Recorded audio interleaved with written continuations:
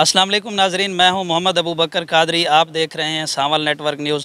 ज़िला बकर में बढ़ती हुई चोरी की वारदातों पर अवामी समाजी हलकों ने तशवीश का इजहार करते हुए ज़िले पुलिस बकर से अपील की है कि चोरियों में मुलव्वस मुलजमान के ख़िलाफ़ सख्त कानूनी कार्रवाई की जाए और उनको कैफ़र किरदार तक पहुँचाया जाए ताकि चोरियों की रोकथाम को यकीनी बनाया जा सके। चोरियों की वारदातों में इजाफे की असल वजह क्या है, इसकी रोकथाम के लिए पुलिस का क्या रोल है। आज मैं मौजूद हूँ DPO ऑफिस बकर में। इन तमाम सवालों के जवाबात जानते हैं और इन तमाम सवालों के जवाबात जानते हैं DPO बकर मोहम्मद नवीद से। शुहदाए पाकिस्तान मिली जोश और जज्बे से मनाया जा रहा है, इस हवाले से आप क्या कहेंगे? मैं अहलियान भक्कर के बिहाव पर, भक्कर पुलिस के बिहाव पर हमारे जितने शोधा हैं उनके रिश्तेदारों को खिराज तहसीन पेश करता हूँ। यही शोधा हैं जिनकी वजह से आज हम इस मुल्क में आज़ाद हैसियत से एक आज़ाद पाकिस्तानी के तौर पर हम सांस ले रहे हैं। इनकी कुर्बानियों की वजह से हम आज इस तरह से ज़िंदगी गुजार रहे हैं बतौर आज़ाद पाकिस्तानी के। तो तमाम पाकिस्तानियों के बिहाव पर इनके शोधा को सर, ज़िला बकर में बढ़ती हुई चोरी की वारदातों में इजाफे की वजह क्या है और पुलिस का इस बारे में क्या इक़दाम है? देखिए, जो आपने बात की कि बढ़ती हुई चोरी की वारदातें, एक तो ये स्टेशन ऑफ क्राइम की हमारे यहाँ पर खुली कचहरी लगती है छः कि कोई भी शख्स आपके पास आता है घर में फौरी तौर पर उसका पर्चा दर्ज करेंगे। अब जब पर्चा दर्ज करने की बात आती है तो हमने यहाँ पर 2019 के भी ऐसे हमारे पास कंप्लेंट्स आई जिसमें FIR दर्ज नहीं थी। हमने फौरी तौर पे उनकी FIR दर्ज की। इसमें जब मैंने आके यहाँ पर खुली कचहरी लगाना शुरू की तो शुरू के जो दिन थे उसमें 5 से 6 कंप्लेनेंट होते थे। अब अगर आप मेरी खुली कचहरी विज़िट करें तो 30 से 35 कंप्लेनेंट डेली मेरे पास वो लोग आते हैं जिनको मेरा ख्याल कभी सुना ही नहीं गया था, या अगर उनकी 15 की कॉल आई थी तो उस पर कोई उसको प्रॉपरली देखा नहीं गया था, उस पर FIR नहीं रजिस्टर हुई थी और वो जो है फ़ाइल कर दी गई थी। तो हमने एक तो बिल्कुल विदाउट एनी इंक्वायरी उस पर FIR दर्ज की और फिर उस पर इन्वेस्टिगेशन को लेके चले। अब अगली चीज़ ये आती है कि क्या इसकी इन्वेस्टिगेशन प्रॉपरली हो रही है या नहीं हो रही। अब जब हमने अपना पहले 5 से 6 महीने पहले अपना रिकॉर्ड चेक किया तो उसमें जो रिकवरी की परसेंटेज थी वो सिर्फ 11% थी। अब जब हम चेक करते हैं तो हमारी जो टोटल रिकवरी है क्राइम अगेंस्ट प्रॉपर्टी में वो 27% पे चली गई है। डेली बेसिस पर हम कंप्लेनेंट को भी बुला रहे हैं, IOs को भी बुला रहे हैं और इसमें देख रहे हैं अच्छा छोटी छोटी चोरियाँ भी हैं। कहीं किसी गरीब आदमी की एक बकरी चोरी हुई है, ठीक है, किसी गांव में रिहायशी के 2 लेले चोरी हो गए, ठीक है, कैटल थेफ्ट भी है, क्राइम बर्गलरी भी है, घर में भी हुई है और इस तरह बड़ी वारदातें भी हैं। हमने तमाम रिकॉर्ड होल्डर्स के, पुलिस ने अब ये किया कि तमाम रिकॉर्ड होल्डर्स को चेक किया कि कौन ऐसा है जो अपना जेल में गया है और वहाँ से रिलीज़ हो गया है और उसके ऊपर पहले से FIRs दर्ज हैं। तो हम उनके ऊपर क्रैकडाउन हमने लॉन्च किया हुआ है और डेली बेसिस पर हम नाकाबंदी भी कर रहे हैं, सर्च ऑपरेशंस भी कर रहे हैं, रेड्स भी कर रहे हैं और ऐसे शरपसंद अनासिर को अरेस्ट करके चोरी की वारदातों में और दूसरे जो क्राइम अगेंस्ट प्रॉपर्टी हुई हैं उनमें रिकवरीज इंश्योर करा रहे हैं।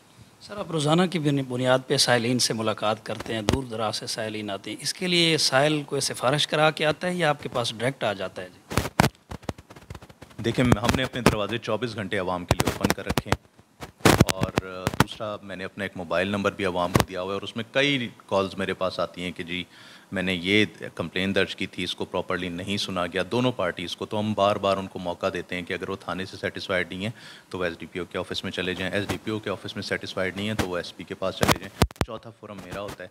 लेकिन आपने जो बात की कि साइलिन काफ़ी दूर दूर से आते हैं, काफ़ी दूर दूर से, मैक्सिमम जो हमारे सबसे दूर का इलाका है, एक तरफ हैदराबाद है, दूसरी तरफ झंडा वाला है, तो वहाँ से बिल्कुल लोग आते हैं और यहाँ पर आते हैं और बिल्कुल वो बग़ैर किसी सिफारिश के आते हैं। वो यहाँ पर आते हैं, हमें अपनी एप्लीकेशन देते हैं, हम उस पर E-टैग लगाते हैं। E-टैग लगाने का मकसद ये है कि वो ऑन रिकॉर्ड आ जाए। वही एप्लीकेशन उनकी थाने से लेकर SDPO ऑफिस, मेरे ऑफिस, जनाब RPO साहब के ऑफिस और IG ऑफिस तक वो कंप्लेंट देखी जा सकती है।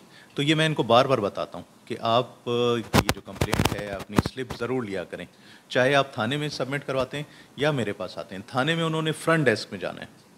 आपके चैनल के थ्रू मैं दोबारा आवाम को ये बताना चाहूँगा कि थाने में जो जाके अपनी एप्लीकेशन सबमिट करवाते हैं तो फ्रंट डेस्क में जाएं और रिसीविंग ज़रूर लें उसकी, ताकि वो जो है रजिस्टर हो जाए। अच्छा, अब मेरे पास जो आते हैं वो तमाम विदाउट सिफारिश आते हैं, लेकिन मेरे पास और भी लोग आते हैं जो किसी रेफरेंस से आते हैं, तो हमने किसी के लिए दरवाजे अपने बंद नहीं किए। हम उनको वेलकम करते हैं यहाँ पर, उनकी कंप्लेंट को रजिस्टर करते हैं और मेरिट पर उसको रिजॉल्व करते हैं। सर, कल चेलम हज़रत इमाम हुसैन अलैहिस्सलाम है, इस हवाले से ज़िली पुलिस ने क्या सिक्योरिटी के इंतज़ामात किए हैं? कल जैसे कि चेलम हज़रत इमाम हुसैन रज़ी अल्लाह ताला अन्हु है, तो उसमें हमने जो पीस कमेटी है सबसे पहले उसके साथ एक अपनी मीटिंग कर ली है। उसके अलावा हमने जो पूरा रूट है उसको डॉक्यूमेंट किया है कि वहाँ पर कितनी दुकानें हैं, कितनी गलियाँ हैं, कौन कौन वहाँ पे रिहाइश पजीर है। लाइसेंसी के साथ हमारी मीटिंग हो गई है, वहाँ पे जो के साथ और उस जलूस के लिए जो डिप्लॉयमेंट है वो हमने वो कर लिया। आईजी साहब पंजाब ने हमें एडिशनल स्ट्रेंथ जो थी वो हमने रिक्विजिशन की थी, वो भी हमारे पास पहुंच चुकी है। वो भी हम डिप्लॉय करेंगे। मज़ीद उसके एरिया में जो सर्च ऑपरेशन हैं वो भी हमने कर लिए हैं। हमारी अपनी तैयारी मुकम्मल है। अल्लाह का शुक्र है कि जिस तरीके से हमने मुहर्रम उल हराम को गुजारा है, तो ये जो सफ़र के आने वाले जुलूस हैं 20 सफ़र और 22 सफ़र के, ये भी बड़े पुरअमन से। सर, गर्मियों की छुट्टियों में पुलिस लाइन बखर में समर कैंप का इनकाद किया गया था, इस हवाले से फरमाइएगा कि उसके क्या रिजल्ट अब तक हैं आपके पास से? समर कैंप का जो इनकाद किया गया था वो इंतहाई एक खुश आइंद अमल था। ये इसको वेलकम भी किया हमारी आवाम ने, और हमें क्योंकि डायरेक्शन थी आईजी साहब पंजाब की कि जिन अजला में पुलिस पब्लिक स्कूल नहीं हैं वो अपनी पुलिस लाइन में समर कैंप का इनकाद करेंगे। मेरी दिली ख्वाहिश है कि हमारा यहाँ पर पुलिस पब्लिक स्कूल भी हो, जहाँ पर हम बच्चों की अपनी तरबियत भी कर सकें। हमारी जो आवाम है उनकी हम तरबियत उन लाइंस पर करें जैसे एक पुलिस ऑफिसर चाहता है कि उसके बच्चे पढ़ें। एक कांस्टेबल का भी बच्चा कल को लम्स जाए, किंग एडवर्ड जाए, वो CSS करे, हमारी सीटों पर बड़े सीटों पर फाइज हो। अब इस समर कैंप का मकसद ये था कि हम अपने सारे बच्चों को, जो भी आवाम के बच्चे हैं, पुलिस के बच्चे हैं, वो हमारी पुलिस लाइन में आएँ और वहाँ पर आकर हमने जो टीचर्स रखे थे वो मोटिवेशनल स्पीचेस भी करते थे, वो उनका होमवर्क भी कराते थे और उनको तैयार करते थे कि एक कॉन्फिडेंस जो बच्चे में होना चाहिए उस लेवल तक उनको लेके। अब सबसे पहले तो जब हमने इसको स्टार्ट किया ये था 8th क्लास से लेकर 11th क्लास तक, लेकिन फिर हमने उसको थोड़ा सा और एक्सटेंड किया। 5th क्लास से लेकर 11th क्लास तक के बच्चों को हमने वहाँ पर तालीम का जो जेवर है उससे आरास्ता करने की कोशिश की विद इन ये जो समर डेज़ थे। अब ये जब सारा सिलसिला स्टार्ट हुआ तो हमने ये देखा कि बच्चों ने बड़ा अच्छे तरीके से पार्टिसिपेट किया और हमने जो एक्टिविटीज़ उन्हें वहाँ पर कराई उसमें ना सिर्फ ये कि हम उन्हें एजुकेशन के जेवर से आरास्ता कर रहे थे, हमने उन्हें अपने जिम्नेज़ियम में एक्सरसाइज करवाई, हमने उन्हें हॉर्स राइडिंग करवाई, हमने उन्हें गेम्स करवाई और फिर साथ ही साथ हमने उन्हें ये तमाम तर सहूलियात उसी समर कैंप में थी? जी उसमें दी गई। और इसके साथ ही साथ हमने उन्हें 1122 के ऑफिस का विज़िट करवाया, क्योंकि एक ये ऐसा इदारा है जो कि आवाम को 15 की कॉल पे या 1122 की कॉल पे फौरी तौर पे किस तरह से रिस्पांस देता है, वो विज़िट करवाया। हमने उन्हें तहफ़्फ़ुज़ सेंटर अपना विज़िट करवाया, हमने उन्हें DPO ऑफिस विज़िट करवाया और उन्हें बताया कि पुलिस किस तरीके से काम करती है। सर, तहफ़्फ़ुज़ सेंटर का आपने ज़िक्र किया, अब तक कितने लोगों के मसाइल तहफ़्फ़ुज़ सेंटर से हल हुए? लेकिन तहफ़्फ़ुज़ सेंटर भी एक ऐसा इनिशिएटिव है आईजी साहब पंजाब का, हमारे यूनुस साहब हैं DIG IT उनका और पूरी पंजाब पुलिस का, जिस पे हम इंतहाई फ़ख्र महसूस करते हैं।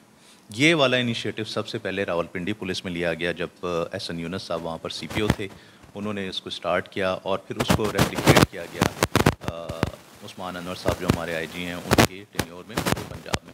अब इसका मकसद ये था कि जो vulnerable section of the society हैं उनकी हेल्प की जाए। उसके लिए सबसे पहला स्टेप जो हमने लिया वो था PSO वहाँ पर तैनात किए गए। अब PSO ट्रांसजेंडर सोसाइटी से होना था। हमने पूरे अपने ज़िले में सर्वे किया कि मोस्ट एजुकेटेड ऐसा बंदा जो कि इनके मसाइल हम तक पहुँचाएँ और रिस्पॉन्ड दें उसका और उस मसले को हल करें। हमने एक PSO को यहाँ पे तैनात किया। उससे अगला स्टेप ये हुआ कि एक NGO ने इन सब की ट्रेनिंग कराई PC होटल लाहौर में। वहाँ पे 3 दिन के लिए गए, इनको वहाँ पर ट्रेनिंग करवाई गई जिसमें हमारे रिटायर्ड IG सरमद सईद साहब भी थे और दीगर एक्सपीरियंस लोग जो कि अब अपनी सर्विस गुजार चुके हैं फील्ड में, उन्होंने इनको ट्रेनिंग कराई।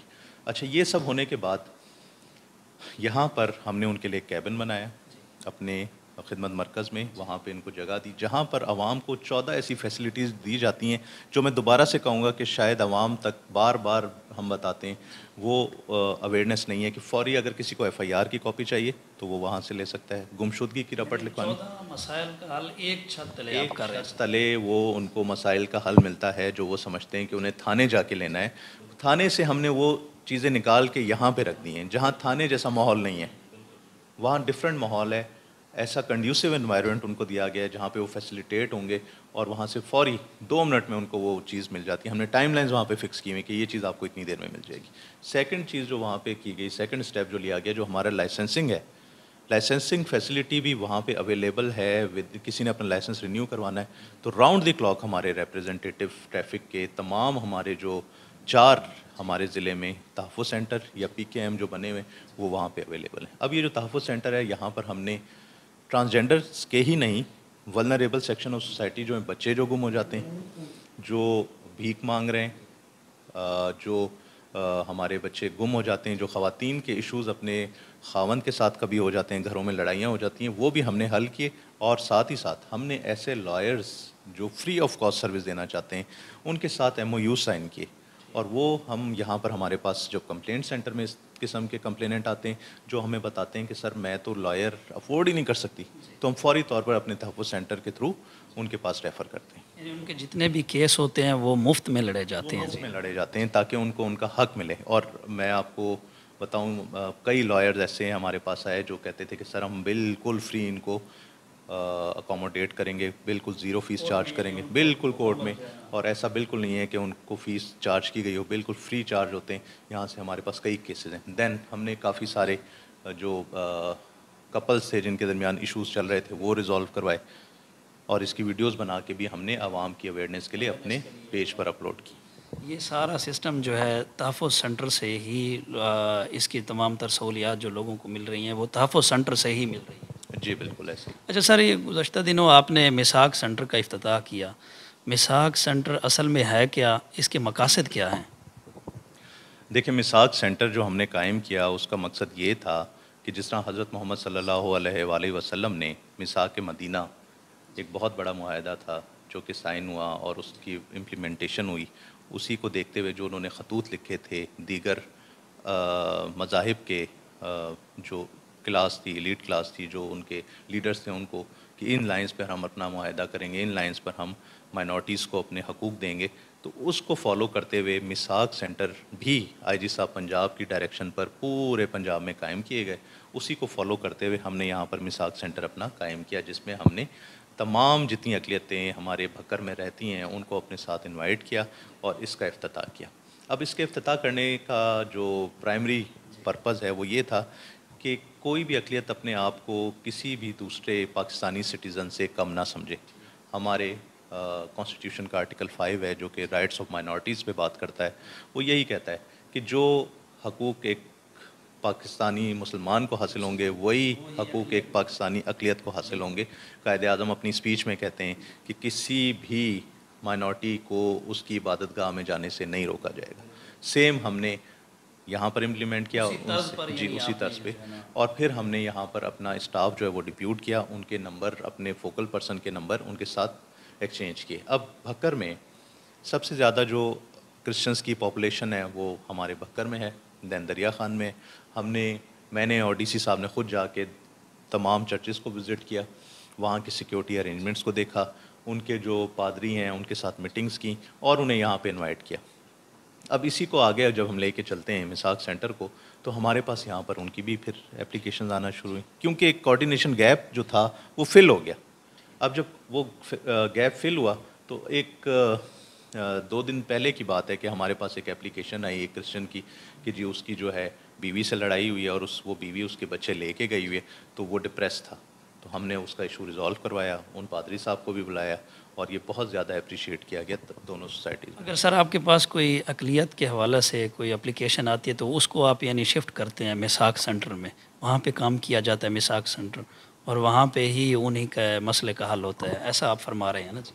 अच्छा, ये जो आपने कहा ना कि मेरे पास एप्लीकेशन आती है, अब जब ये कोऑर्डिनेशन गैप फिल हो जाता है ना तो अब वो एप्लीकेशन डायरेक्ट ही मिसाक सेंटर पे चली जाती है। हमारे मिसाक सेंटर में जो फोकल पर्सन है हमारे सब इंस्पेक्टर लेवल के हैं, असमतुल्ला यहाँ पे देख रहा है, फरिया जो है मेरे ऑफिस में देख रही है। तो मेरे ऑफिस में आने से पहले मुझे पता चलता है कि वो इशू जो है मिसाक सेंटर ने पहले ही रिजॉल्व कर दिया और बड़ा प्रॉपर प्रोफेशनल तरीके से रिजॉल्व हुआ। अच्छा सर, ये आप SHO साहबान के ट्रांसफ़र करते हैं, हर माह कोई ना कोई SHO साहब जो है ना ट्रांसफ़र हो जाते हैं, ये कारकर्दगी की बेस पे होते हैं या फिर आप इंतज़ामी उमूर को देखते हैं या फिर उस SHO की अपने हल्का में कारकर्दगी बेहतर नहीं होती तब उसका ट्रांसफ़र होता है? चूँकि अक्सर देखा गया है कि सर 1 या 2 माह कम से कम जो है ना वो अपने दफ्तर में बैठते हैं फिर उनका ट्रांसफ़र हो जाता है। ये वजह क्या है ट्रांसफ़र की SHO साहबान की? देखिए, मेरी तो कोशिश होती है कि एक SHO अपने स्टेशन पे रहे, ज़्यादा से ज़्यादा टाइम गुजारे। जिस तरह हमें अपने टेन्योर ऑफ पोस्टिंग का होता है कि हम ज़्यादा से ज़्यादा टाइम एक सीट पे गुजारें, उसी तरह SHOs का भी राइट बनता है, बल्कि हर इंडिविजुअल पुलिस ऑफिशियल का राइट बनता है कि वो ज़्यादा से ज़्यादा टाइम अपनी सीट पर गुजारे। जब मैं यहाँ पर आया उस वक्त फौरी तौर पे शफलिंग्स हुई, हमने SHOs को लगाया और उन्होंने तकरीबन 6 महीने अपनी सीट पे स्पेंड किए। उसके बाद फिर हमने रीशफलिंग इंतज़ामी अमूर को देखते हुए वो शफलिंग्स की गई, साथ ही साथ यकीनन कारकर्दगी को भी देखते हुए वो शफलिंग्स की गई।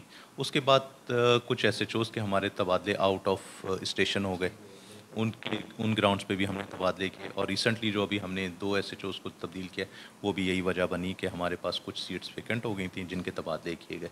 तो हम मेरिट को देखते हैं, इंतज़ामी अमूर को देखते हैं और इंश्योर करते हैं कि जो सिक्योरिटी ऑफ टेन्योर है वो इंश्योर की जाए हर SHO की, क्योंकि एक ASI से ऊपर तक जो है हम उसको पुलिस ऑफिसर काउंट करते हैं, अपर सबऑर्डिनेट देखते हैं, तो उनका भी टेन्योर जो है वो बड़ा रिस्पेक्टेबल होना चाहिए। आखिर में सर आपका एक पैगाम मैं चाहूँगा कि वो मेरी ख्वाहिश पर ये हो कि आप हमारे चैनल की वसातत से लोगों को कहें कि आपको किसी किस्म का कोई मसला हो, थानों में रिलीफ ना मिल रहा हो तो वो हमारे पास तशरीफ़ लाएँ। इस हवाले से सर ज़रूर फरमाइएगा।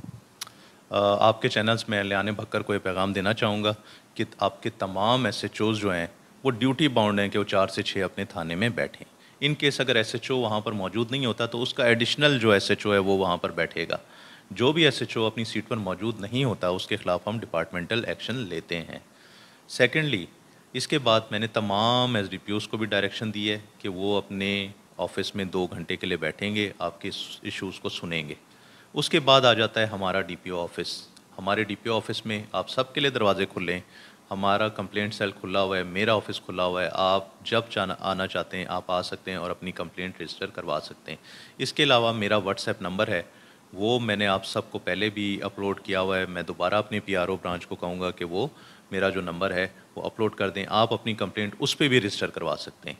इससे आगे चलें तो मज़ीद मैं आपको बताता चलूँ, अगर आप हमारे ऑफिस से भी सेटिस्फाइड नहीं हैं तो आप अपनी कंप्लेंट 1787 पे रजिस्टर करवा सकते हैं, जो कि IG साहब का कंप्लेंट नंबर है और आपको फौरी रिस्पांस उस पर भी मिलता है।